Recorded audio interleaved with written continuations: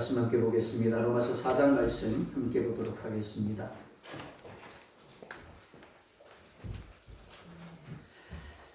신약 성경 로마서 4장 1절에서 12절에 있는 말씀 함께 보도록 하겠습니다. 신약 성경 제가 가지고 있는 성경으로 243면이 되겠습니다.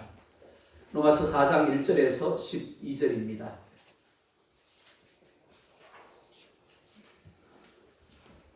네, 찾으셨으면 교도가도록 하겠습니다. 1절 제가 봅니다. 그런즉 육신으로 우리 조상인 아브라함이 무엇을 얻었다 하리요?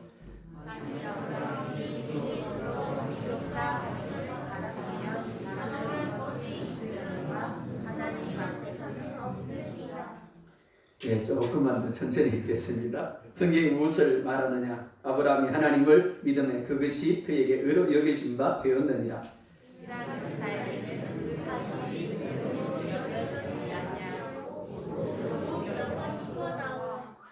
이를 아니할지라도 경건하지 아니한 자를 의롭다 하시는 이를 믿는 자에게는 그의 믿음을 의로 여기시나니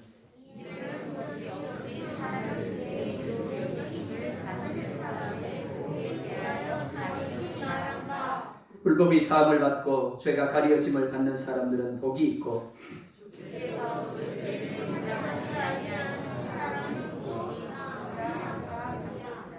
그런즉 이 복이 할례자에게냐 혹은 무할례자에게도냐 무릇 우리가 말하기를 아브라함에게는 그 믿음이 의로 여겨졌다 하노라.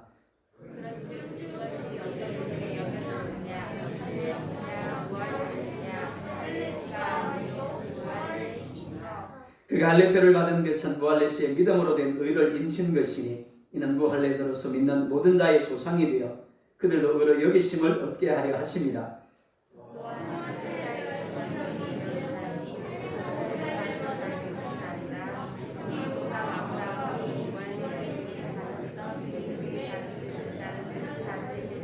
그러하니라. 아멘. 자, 제목 같이 한번 읽어보겠습니다. 시작. 뭐라고요? 예, 나는 복 받은 사람이다. 그렇게 믿을 수 있기를 원합니다. 예, 나는 복 받은 사람이다 라는 제목으로 하나님 말씀 증가하도록 하겠습니다. 2012라는 영화가 있습니다. 2010이죠? 2020인가요? 제가 헷갈립니다. 예, 전 세계 곳곳에서 지진이 일어납니다. 화산 폭발이 일어납니다. 그리고 거대한 해일이 일어납니다. 각종 자연 재해들이 일어납니다. 그리고 지구가 물에 잠기게 됩니다. 그런데 각국 정부들이 이를 대비해서 잠수함을 만듭니다. 하지만 이곳에 들어갈 수 있는 사람은 전 세계에서 극히 소수의 사람들 뿐입니다. 즉 지도자들과 재정을 부담한 사람들 뿐입니다. 드디어 지구가 물에 잠기기 시작합니다.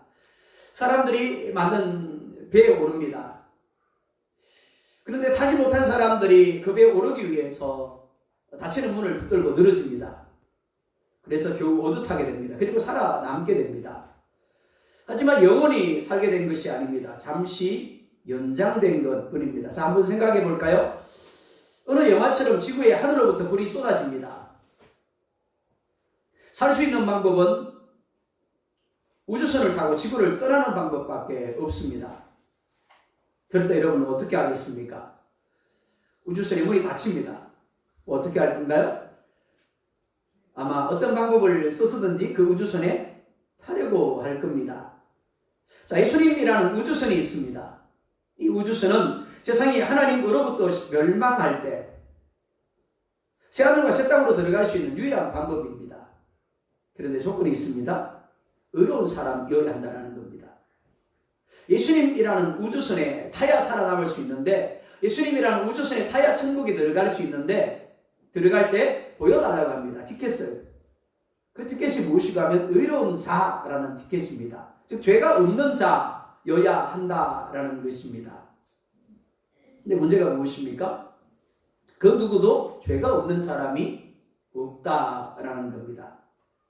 그 누구도 자신의 행위로 말미암아 의롭다함을 얻을 수 있는 사람이 없다라는 겁니다. 그러니까 세상에 하나님의 심판의 불이 쏟아질 때 절망할 수밖에 없습니다. 그런데 그때 하나님의 음성이 들려옵니다. 이렇게 말씀을 합니다. 아무것도 하지 마라. 단지 내가 믿게 하는 대로 예수를 너의 구원자로 받아들이라. 그러면 이 우주선에 탈 수 있다. 아무것도 하지 말라고 합니다. 단지 하나님이 믿게 하는 대로 예수를 우리의 구원자로 받아들이기만 하면 된다라고 합니다. 그러면 아무 조건 없이 예수님이라는 우주선에 탈 수 있다라는 겁니다. 천국에 들어갈 수 있다라는 겁니다. 이것을 가리켜서 우리는 복음이라고 부르는 겁니다. 자, 첫 번째로 오늘 본문은 하나님이 선택하시고 하나님이 찾아오셨다라고 말씀을 합니다. 본문에서 바울은 유대인들이 너무 잘 알고 있는 아브라함이라는 사람을 예로 들어서 사람이 의롭게 되는 것이 율법으로 말미암는 것이 아니라 믿음으로 말미암는 것임을 이야기하고 있습니다. 아브라함 잘 아시죠? 아브라함은 족장시대를 연 위대한 사람입니다. 그는 하나님으로부터 약속을 받았습니다. 또는 하나님으로부터 의로운 자라 인정함을 받은 사람입니다. 그래서 이스라엘 백성들은 자신들을 아브라함의 후손이라는 것을 자랑스럽게 여겼습니다. 아브라함의 후손이기 때문에 당연히 우리도 의로운 자이고 우리도 천국에 들어갈 것이라고, 우리도 구원을 받게 될 것이라고 여겼습니다. 그러니까 유대인들 중에서 그 누구도 아브라함을 의롭지 않다라고 판단할 사람은 없었습니다. 자, 그렇다면 이 아브라함이 어떻게 하나님 앞에서 의로운 자라는 인정을 받게 되었고 온 유대인들이 수함하는 믿음의 조상이 될 수 있었는가 하는 겁니다. 사도행전 7장 2절을 보면 이렇게 말씀을 합니다. 함께 볼까요? 시작. 우리 조상 아브라함이 하나님에 있기 전 메소포타미아에 있을 때 영광의 하나님이 그에게 보여. 창세기 11장에서 아브라함이 고향 메소포타미아 즉 갈대 우르를 떠나서 가나안으로 가려고 한 이유가 무엇인가를 말씀하는 부분입니다. 자, 원래 아브라함은 갈대 우르에 살았습니다. 메소포타미아 갈대 우르에 살았습니다. 그런데 그가 갑자기 가나안으로 갑니다. 그것도 75세. 이제 얼마 있지 않으면 세상을 떠나야 할 나이인데 갑자기 그것도 1000km가 넘는 어마어마한 거리, 그것도 걸어서 가야 되는 곳을 찾아갑니다. 그러니까 그가 그렇게 한 이유가 무엇일까요? 창세기 11장을 보면 데라가 자식들을 데리고 고향을 떠나 가나안으로 가려고 했다라고 말씀을 합니다. 하지만 사도행전은 데라가 그렇게 한 것이 아니라 아브라함으로 말미암아 그의 온 가족이 갈대 우르를 떠나서 가나안으로 가려고 했음을 말씀하고 있는 겁니다. 자, 우리가 생각해야 할 것이 무엇이가 하면 그러면 아브라함이 왜 75세라는 나이에 갈대 우르를 떠나서 가나안으로 가려고 했는가 하는 겁니다. 자, 우리가 읽었죠? 사도행전 7장 2절에 이렇게 말씀을 합니다. 하나님이 그에게 어떻게 해요? 보여라고 말씀을 합니다. 아브라함이 하나님을 찾은 것이 아니라 하나님이 아브라함을 찾아오셨다라고 말씀을 합니다. 자, 그렇다면 하나님이 아브라함을 찾아오신 이유가 무엇일까요? 그가 하나님 앞에서 특별하게 다른 사람들보다 더 의롭게 살았기 때문일까요? 아니면 그가 특별하게 기도를 많이 해서 영성이 뛰어난 사람이었기 때문일까요? 성경은 아니라고 말씀을 합니다. 그에게 어떤 조건이 있었기 때문이다라고 말씀하지 않습니다. 여호수아 24장 2절을 세 번역으로 보면 이렇게 말씀을 합니다. 또 같이 보겠습니다. 시작. 주 이스라엘의 하나님이 이렇게 말씀하셨습니다. 옛날에 아브라함과 나홀의 아비 데라를 비롯한 너희 조상은 유브라테스 강 건너편에 살면서 다른 신들을 섬겼다. 아브라함의 아버지는 물론이고 아브라함 역시 뭘 섬겼다고요? 우상을 섬겼대요. 하나님을 섬긴 게 아니라는 겁니다. 믿음의 사람이 아니었다라는 겁니다. 말씀에 순종하는 사람이 아니었다라는 겁니다. 그것만이 아닙니다. 심지어 그들은 우상을 만들어 팔아먹고 사는 사람들이었습니다. 다른 사람들 하여금 우상을 숭배하게 하는 그런 사람들이었다라는 겁니다. 그런데 하나님이 그런 아브라함에게 찾아오셔서 자기 자신을 어떻게 해요? 나타내 보여주셨다라고 말씀을 합니다. 하나님이 일방적으로 아브라함을 찾아오셨습니다. 그리고 자신을 나타내 보여주셨습니다. 아브라함이 무엇을 한 것이 아닙니다. 아브라함이 어떤 자격이나 조건이 있었기 때문이 아니라는 겁니다. 그러니까 설명할 수 없습니다. 그냥 은혜라고 밖에 할 수밖에 없는 겁니다. 일방적으로 선택하셨고 일방적으로 찾아오셨고 일방적으로 나타내 보여주셨고 알게 하심으로 믿게 하신 겁니다. 그리고 믿을 때 의롭다고 인정하신 겁니다. 아브라함의 삶은 결코 하나님이 보시기에 의롭다고 인정할 만큼 완벽한 삶이 아니었습니다. 오히려 불신앙과 허물투성이의 삶이었습니다. 그럼에도 불구하고 하나님은 그를 믿음의 조상으로 삼아 주신 겁니다. 오늘 보면 1절과 2절에 보면 이렇게 말씀을 합니다. 그런즉 육신으로 우리 조상인 아브라함이 무엇을 얻었다 하려? 만일 아브라함이 행위로서 의롭다 하심을 받았으면 자랑할 것이 있으려니와 하나님 앞에서는 없느니라. 자, 자랑할 것이 있다고요, 없다고요? 없다라고 말씀을 하죠. 자랑할 것이 없느니라 라고 말씀을 합니다. 히브리어 우크라는 단어를 씁니다. 이 말은 절대 부정의 의미입니다. 그러니까 하나도 없다라는 겁니다. 아무것도 없다라는 겁니다. 조금은 있다? 아닙니다. 하나도 없다라는 겁니다. 하나님이 누군가에게 빚을 질 수 있다면 하나님은 더 이상 하나님이 될 수가 없습니다. 하나님은 완벽하신 분입니다. 하나님은 부족함이 없는 분입니다. 누군가가 무엇을 함으로 말미암아 채워지는 분이 아니라는 겁니다. 사람이 자기 힘으로 그리고 행위로 구원을 얻을 수 있다고 생각하는 것은 사람들이 자신이 한 어떤 일 때문에 하나님이 자신에게 빚을 지게 된다고 생각하는 것과 같은 겁니다. 그렇겠습니까? 아닙니다. 하나님은 우리가 가진 죄에도 불구하고 우리에 대하여 오래 참고 긍휼과 자비를 베풀어 주고 계십니다. 그런데 자신의 행위로 구원을 얻고자 하는 것은 하나님의 긍휼과 자비를 거부하고 하나님 내가 행한 대로 내게 행하여 주십시오. 내게 갚아 주십시오. 라고 생각하는 것 같은 겁니다. 자, 어제 하루를 한번 돌아보시겠습니까? 잠에서 깨어났습니다. 아침밥을 드셨을 겁니다. 그리고 하루의 삶을 시작하셨겠죠? 그리고 저녁이 되어서 저녁밥을 들고는 또 잠자리에 누웠을 겁니다. 자, 눈을 뜨고 깨어있는 그 시간 동안 하나님을 얼마나 생각하셨습니까? 하나님을 여러분의 주인으로 얼마나 고백하셨죠? 얼마나 인정하셨습니까? 그리고 하나님께 얼마나 순종하셨습니까? 내가 하나님을 기쁘시게 하고 하나님을 인정하고 하나님께 순종한 시간이 많았을까요? 아니면 하나님을 잊어버리고 내 생각대로 내 뜻대로 살아온 시간들이 많았을까요? 당연히 부정적인 시간이 많았을 겁니다. 만약 어제 하루를 가지고 하나님이 내게 그대로 행하신다라면 우리는 복을 받아야 할까요? 하나님 아니지만 하나님의 진노를 받아야 할까요? 당연히 하나님의 진노를 받을 수밖에 없을 겁니다. 마찬가지예요. 어떤 사람이 자기 자신의 행위로 구원을 받을 수 있다라고 여기는 것은 그와 같은 겁니다. 하나님 내가 이렇게 했으니까 나를 구원해 주세요라고 하는 것은 하나님 내가 이렇게 죄를 지었으니까 그 죄대로 내게 갚아 주십시오라고 하는 것과 같은 겁니다. 그런 사람이 어떻게 구원을 얻을 수 있겠습니까? 그렇게 구원을 얻을 수 있는 사람은 하나도 없는 겁니다. 우리의 구원은 자격 없는 자를 일방적으로 찾아오셔서 선택하시고 부르신 하나님의 은혜로 일한 것입니다. 두 번째로 오직 믿음으로 의롭게 된다라고 말씀을 합니다. 3절에 보면 이렇게 말씀을 합니다. 함께 볼까요? 시작.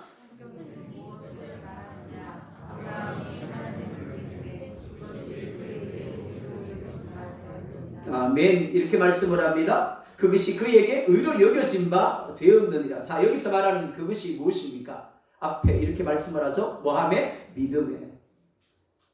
믿음에 의로 여겨진 바 되었느니라 라고 말씀을 합니다. 아브라함과 사라는 늙었습니다. 더군다나 생리가 끊어졌습니다. 그러니까 아들을 낳을 수가 없었습니다. 그런데 하나님이 사라가 아들을 낳을 것이라고 할 때 그 말씀을 믿었습니다. 그리고 그 믿음을 보시고 의로 여기신 겁니다. 이 믿음은 하나님이 처음 아브라함을 찾아오신 때로부터 그에게 주어진 겁니다. 하지만 그 믿음이 인정을 받은 것은 인간적으로 도저히 낳을 수 없는 아들을 낳을 수 있다라고 믿은 때였습니다. 믿음이라는 단어는 헬라어 동사 피스티오를 씁니다. 이는 신뢰하다, 의지하다, 위탁하다라는 의미입니다. 불신자와 그리스도인의 차이는 믿음의 대상이 다르다라는 것입니다. 그리스도인도 믿고 불신자도 믿습니다. 하지만 믿음의 대상이 다릅니다. 불신자들은 세상을 믿습니다. 그리고 자기 자신을 믿습니다. 그러나 그리스도인은 하나님을 믿고 하나님의 말씀을 믿습니다. 이것이 다릅니다. 한번 물어볼까요? 아브라함의 나이가 100세입니다. 그리고 사라의 나이가 90세입니다. 자, 우리 어른들은 너무 잘 알 거니까요. 우리 아이들이 있어서 얼마나 좋은지 모르겠습니다. 자, 우리 도희가 한번 대답을 해볼까요? 100살 먹은 할아버지입니다. 그리고 90살 된 할머니예요. 아들을 낳을 수 있을까요? 없을까요? 고민 좀 하고 대답을 해야지. 너무 고민을 안 한 것 같아요. 자, 고민을 좀 하자고요. 자, 우리 소연이가 고민을 좀 해보자. 소연이가 고민을 하고 한번 대답을 해보자고요. 할아버지가 100살 된 할아버지가 있어요. 그리고 90살 된 할머니가 있어요. 아들을 낳을 수 있을까요? 없을까요? 없어요? 확실해요? 네, 감사합니다. 그렇습니다. 어느 누구에게 물어봐도 똑같은 대답을 할 겁니다. 제가 만약에 오늘 여기 앉아있는 아무개 권사님에게 권사님 하나 더 넣으시죠. 그럼 뭐라 그럴까요? 아이 목사님 미쳤어요? 그럴 겁니다. 하물며 90세 된 할머니예요. 100세 된 할아버지예요.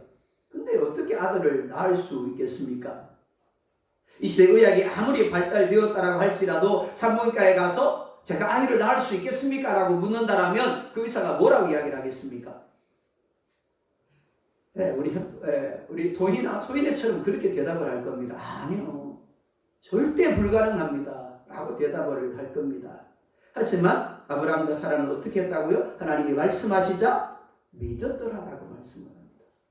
100세인데 90세인데 믿었더라라고 말씀을 합니다. 그리고 그 믿음으로 말미암아 하나님 앞에서 의롭다함을 인정받게 된 것입니다. 그런데 한번 물어볼까요? 아브라함이 예수님을 믿었을까요? 아니면 단순히 아들을 낳을 것이라는 말씀만 믿었을까요? 한번 고민해 보세요. 답을 한번 찾아보시기 바랍니다. 요한복음 8장 56절에 이렇게 말씀을 합니다. 함께 봅니다. 시작. 너희 조상 아브라함은 나의 때에 볼 것을 즐거워하다가 보고 기뻐하였느니라. 아브라함이 예수님을 보게 될 것을 어떻게 했다고요? 즐거워하였대요. 보고 기뻐하였더라 라고 말씀을 합니다. 무슨 말인가 하면 아브라함이 자기 씨를 통해서 예수님이 태어나실 것을 알았고 믿고 즐거워하며 기대했다라는 것입니다. 하나님이 이런 아브라함의 믿음을 보시고 그를 의롭다 하신 겁니다. 그를 구원하신 거예요. 그리스도인이라면 누구나 하나님을 믿는다라고 고백을 합니다. 하지만 로마서 10장 10절에 보면 이렇게 말씀을 합니다. 또 같이 볼까요? 시작. 사람이 마음으로 믿어 의에 이르고 입으로 시인하여 구원에 이르느니라. 뭐로 믿어요? 마음으로 믿어라고 말씀하죠. 그 마음으로 믿는다라는 말의 의미가 무엇일까요? 마음은 샘과 같습니다. 마음이라는 샘에서 열정이 나오고 생각이 나오고 감정이 나오고 의지와 결심이라는 물이 나옵니다. 그러니까 마음으로 믿게 되면 어떻게 될까요? 생각이 바뀝니다. 열정이 바뀌겠죠? 감정도 바뀌고 의지도 바뀌고 결심이 바뀔 수밖에 없습니다. 즉 나를 믿고 내 눈에 보이는 현실을 믿던 사람들이 예수님을 그 마음에 모시게 되면 그 마음이 어떻게 된다고요? 예수님을 믿게 되는 거예요. 하나님의 말씀을 믿게 되어지는 겁니다. 셈이 달라지는 거예요.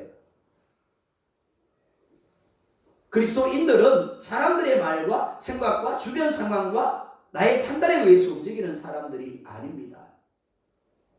오직 예수 그리스도의 십자가 보혈을 의지하며 하나님의 말씀만을 신뢰하고 그 말씀이 가르쳐 주는 대로 움직이는 사람들입니다. 왜요? 그 마음이 바뀌었기 때문입니다. 생각과 열정과 그 모든 것들이 쏟아 나오는 마음의 셈이 바뀌어졌기 때문에 그 삶이, 그 태도가, 그 방식이 바뀌어지게 되는 겁니다. 바로 그 믿음을 보시고 하나님이 뭐라고 말씀하신다고요? 의롭다라고 인정하시는 겁니다.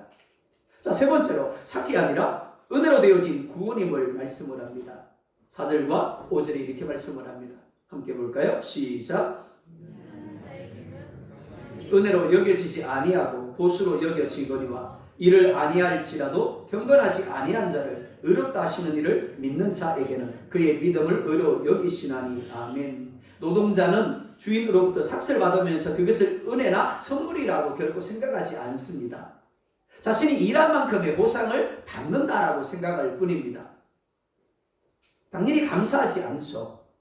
뿐만 아니라 자기가 일한 만큼의 대가를 받지 못했다라고 여겨질 때 불평을 쏟아낼 수밖에 없습니다. 원망하게 되죠. 아니 나는 이렇게 일을 했는데 이것밖에 안 줘 라고 여기게 되어집니다. 그런데 내가 일을 하지 않았어요. 일을 못했어요. 안 한 게 아니라 못했어요. 그런데도 주인이 돈을 주는 겁니다.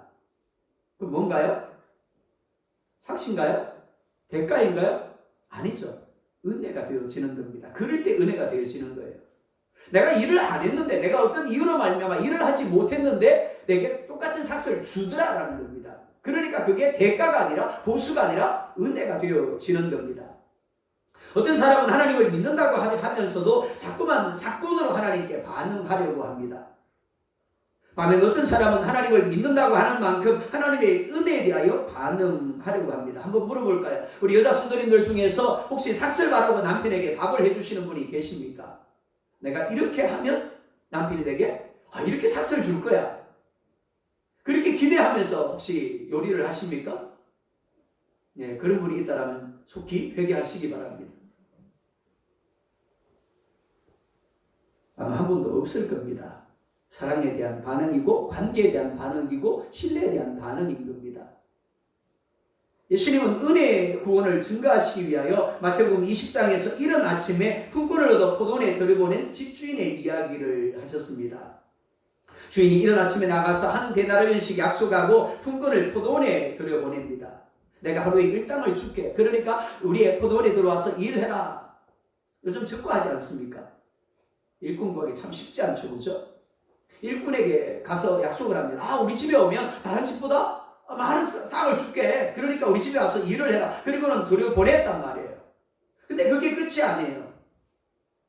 아침에 9시에 나갔더니 장터에 여전히 서 있는 사람이 있는 겁니다. 놀고 있는 사람이 있는 겁니다. 그리고 그에게 이렇게 이야기를 합니다. 내가 상당한 값을 줄게. 그러니까 우리 포도원에 들어와서 일을 해라. 그리고 12시와 오후 3시에 그리고 오후 5시에 또 나가서 있는 사람을 포도원에 들여보냅니다. 자, 해가 졌습니다. 그래서 모든 품꾼들을 불러서 동일하게 한 데나리온을 줍니다. 그러자 이런 아침에 가장 먼저 들어온 사람이 주인을 향하여 원망을 쏟아냅니다. 불평을 합니다. 자신은 다른 사람보다 더 일찍 들어와서 더 많은 일을 했기 때문에 더 많은 삭슬을 받아야 한다라는 것입니다. 그럴 수 있습니다. 자, 이 말을 통해서 예수님이 말씀하시는 것이 무엇일까요?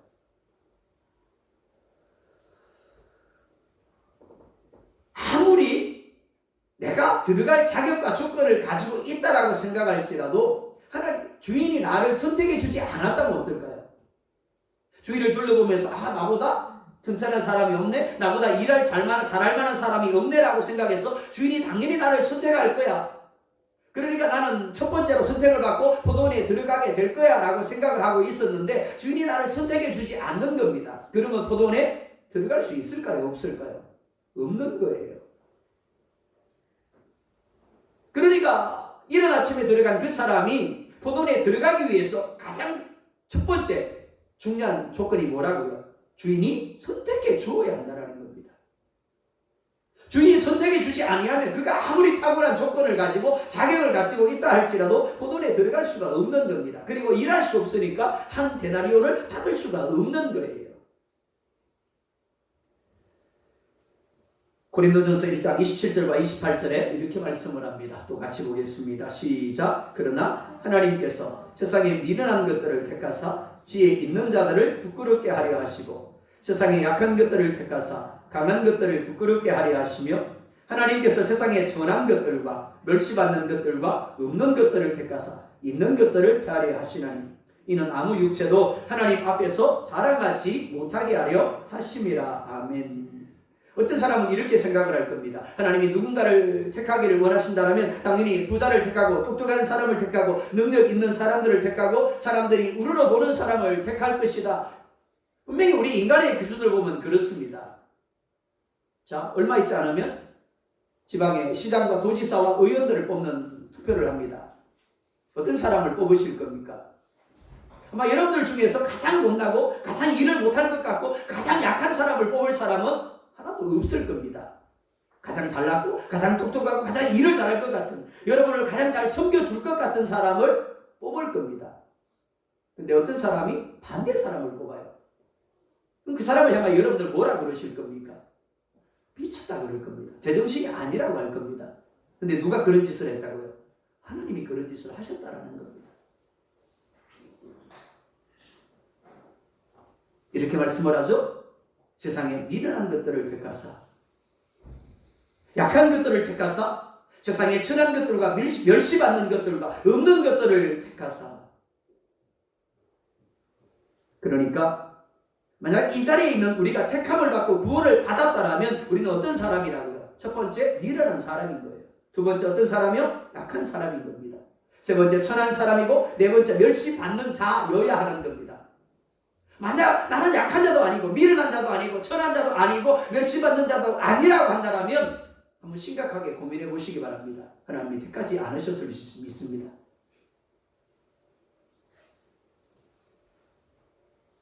하나님이 약하기 때문에 택하셨습니다. 미련하기 때문에 택하셨고 멸시받는 자이기 때문에 천한 자이기 때문에 택하신 겁니다. 이런 사람이 자랑할 것이 무엇이 있겠습니까? 이런 사람이 어떻게 교만할 수 있겠습니까? 그럴 수 없는 겁니다. 이런 사람이 어떻게 자기 주장을 내세우며 하나님 앞에서 무엇인가를 주장할 수 있겠습니까? 다만 자기 자신을 생각할 때마다 어떻게 해요? 부끄러울 뿐인 겁니다. 그리고 감사할 뿐인 겁니다. 하나님의 지혜 있는 자, 강한 자, 있는 자들을 택하지 아니하고 이런 이들을 택한 이유를 무엇이라고 말씀을 합니까? 이렇게 말씀하죠. 아무도 하나님 앞에서 자랑하지 못하게 하려 함이니라. 이른 아침에 들어온 사람은 누구보다 빨리 포도원에 들어갔기 때문에 자신에게 다른 사람과 달리 주인의 마음에 드는 자격이나 조건이 있었다고 생각할지 모르겠습니다.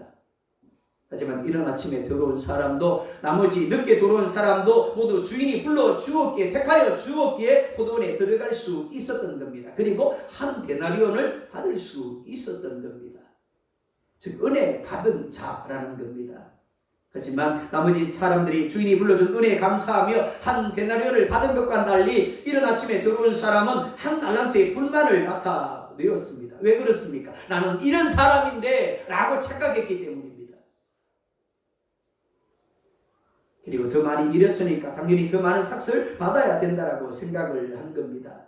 하지만 주인이 그를 선택해 주지 않았다라면 그는 일할 수 없었을 것이고 한 데나리온조차도 가질 수가 없었을 것입니다. 선택이 먼저입니다. 그리고 불러짐이 먼저인 겁니다. 그리고 그에 대한 반응이 노동인 겁니다. 그리고 한 데나리온을 받게 된 것입니다. 이는 우리도 다르지 않습니다. 우리 중에는 먼저 믿은 사람이 있는가 하면 늦게 믿은 사람도 있습니다. 오랫동안 교회를 섬겨오신 분들이 있는가 하면 이제 막 교회를 섬기기 시작하신 분들도 있습니다. 하지만 같은 것이 있습니다. 먼저 믿은 사람도 늦게 믿은 사람도 모두 하나님이 은혜를 주셔서 선택하셨고 믿게 하셨고 교회 안에 들어오게 하셨다라는 것입니다. 그 이후에 우리가 예배했고 그 이후에 봉사했고 그 이후에 섬겼고 그 이후에 헌금을 한 거예요. 하나님이 선택해 주지 않았다라면, 하나님이 불러주지 않았다라면, 하나님이 믿게 해 주시지 않았다라면 예배도 봉사도 헌금도 섬김도 이루어질 수가 없었던 겁니다. 그러니까 내가 이렇게 예배했는데, 내가 이렇게 봉사하며, 내가 이렇게 헌금하며, 내가 이렇게 섬겼는데 라고 자랑할 수가 없는 겁니다. 그 모든 것들이 하나님의 은혜인 겁니다. 우리는 미련한 자입니다. 우리는 약한 자입니다. 우리는 천한 자이고 멸시받는 자입니다. 그러니까 자격 없는 자입니다.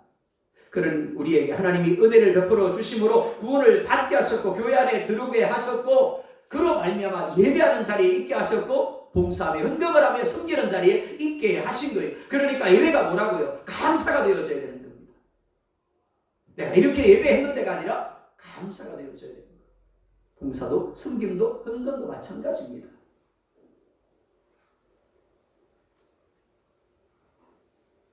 그게 되지 않으니까 내가 은혜로 구원을 받았음을, 나의 삶이 은혜임을 인정하지 못하니까 자꾸만 이른 아침에 들어온 품꾼처럼 착세 개념으로 반응하게 되어지는 겁니다.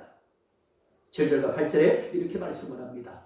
함께 볼까요? 시작. 불법이 사함을 받고 죄가 가려짐을 받는 사람들은 복이 있고 주께서 그 죄를 인정하지 아니하실 사람은 복이 있도다 함과 같으니라. 만약 우리가 범죄한 대로 하나님이 우리에게 갚으신다라면 어떻게 될까요?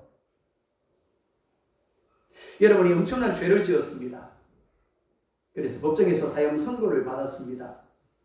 수많은 사람들이 여러분을 향해서 비난을 하고 침을 뱉습니다. 그러니까 이 사람이 살아날 가능성은 제로라고 할 수 있습니다. 그가 할 수 있는 것은 단지 교도소에 머물며 사형이 집행될 날만을 기다리는 것 뿐입니다. 그런데 어느 날 대통령이 서명한 사면장이 주어진다면 어떻게 될까요? 아마 받아들이기가 쉽지 않을 겁니다. 믿어지지 않을 겁니다. 하지만 이것이 은혜입니다. 우리가 가진 죄로 본다라면 하나님이 오늘 당장 우리를 심판하신다라고 해도 할 말이 없습니다. 그런데 하나님은 우리를 벌하는 대신에 우리의 불법을 사하시고 우리의 죄를 가려 주셨습니다. 우리의 죄를 죄로 인정치 아니하셨습니다. 그리고 그렇게 하기 위하여 아들 예수님을 십자가에 피 흘려 죽게 하신 겁니다.